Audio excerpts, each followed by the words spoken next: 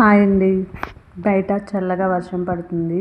వేడివేడిగా సింపుల్గా ఏం చేయాలని ఆలోచిస్తే ఈజీగా అరటికాయ బజ్జీ చేద్దామని చెప్పేసి స్టార్ట్ చేశాను. ముందుగా దీనికోసం ఒక అరటికాయ తీసుకున్నాను. చూపిస్తున్న విధంగా పీల్ చేసేసి సన్నని ముక్కలుగా కట్ చేసుకున్నాను.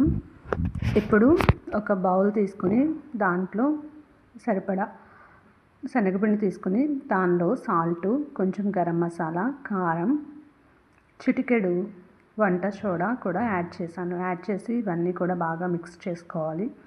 మిక్స్ చేసిన తర్వాత ఇప్పుడు తగినన్ని వాటర్ పోసి కలుపుకోవాలి.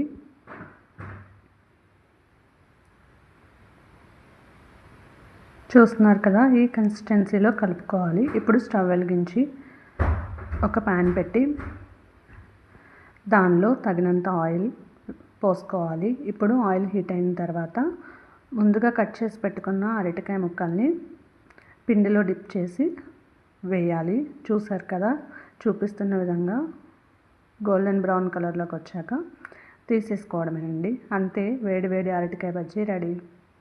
వర్షంలో మీకు ఎంతమందికి ఇష్టం అరటికాయ బజ్జీ తినడం అంటే కామెంట్ చేయండి, లైక్ చేయండి, షేర్ చేయండి, సబ్స్క్రైబ్ చేయండి. Thank you.